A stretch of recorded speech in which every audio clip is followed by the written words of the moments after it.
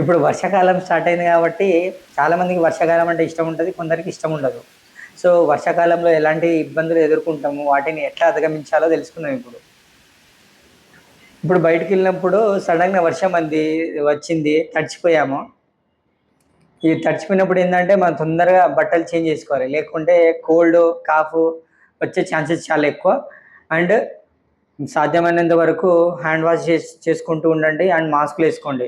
Viral fevers ఈ వర్షాకాలంలో ఎక్కువగా వస్తూ ఉంటాయి. సెకండ్ ఏంటంటే బయట ఫుడ్ తినడము ఎంతవరకు అవాయిడ్ చేస్తే అంత మంచిది వర్షాకాలంలో. ఎందుకంటే ఈ అమ్మాయిలకి పానీపూరి అంటే చచ్చిపోతూ ఉంటారు.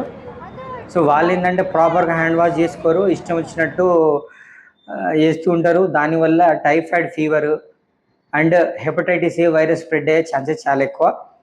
అండ్ ఈ బయట కట్ చేసిన ఫ్రూట్స్ తినకండి, ఈగలు వాలి మళ్ళీ ఫుడ్ పాయిజనింగ్ అయ్యి వాంతులు విరోచనాలు అయ్యే ఛాన్సెస్ చాలా ఎక్కువ. సాధ్యమైనంత వరకు ఇంట్లో కుక్ చేసిన ఫుడ్డే తీసుకోండి. మూడోది ఏంటంటే ఇప్పుడు వర్షాకాలం కాబట్టి ఈ నీళ్ళు ఎక్కడ పడితే అక్కడ స్టాగ్నేట్ అయిపోతూ ఉంటాయి.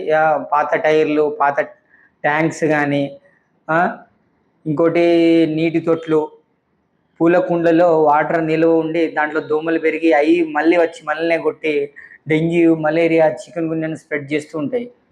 సో మస్కిటో నెట్స్ వాడండి, ఫుల్ స్లీవ్స్ ఉన్న బట్టలు వేసుకోండి, మస్కిటో రిప్లెంట్స్ వాడండి అండ్ ఈ వాటర్ ఎక్కడ నిల్వ లేకుండా చూసుకోండి. నాలుగోది ఏంటంటే ఈ వర్షాకాలంలో ఎక్కువ ఎఫెక్ట్ అయ్యేది ఎవరు?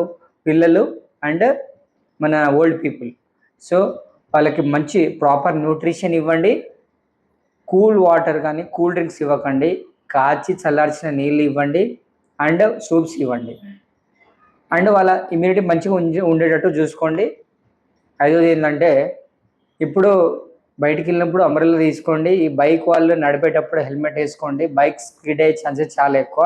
స్లోగా నడపండి, అంతేగాని ఇష్టం వచ్చింది నడిపి కింద స్కిడ్ అయి పడకండి. ఇంకోటి ఏంటంటే ఈ బాగా వరద వచ్చినప్పుడు నీళ్ళు నిల్వ ఉన్నప్పుడు పాత్ హోల్స్ కనిపించవు. సో అక్కడ లోపలికి వెళ్ళి పడిపోయే ఛాన్సెస్ చాలా ఎక్కువ. మీకు తెలిసిన రోడ్ అయితే వెళ్ళండి, అంతేగాని ఇంకోటి వాటర్ క్లియర్ అయ్యేంత వరకు వెయిట్ చేసి ఆ రూట్ క్లియర్ అయితేనే వెళ్ళండి, అంతేగాని ఆ పాత్ హోల్స్ కానీ హోల్స్లో పడకండి. అండ్ బయటికి వెళ్ళినప్పుడు అంబ్రెల్లా తీసుకొని వెళ్ళండి, మిమ్మల్ని మీరు సేవ్ చేసుకోండి అండ్ ఈ వర్షాకాలాన్ని ఎంజాయ్ చేయండి. Thank you.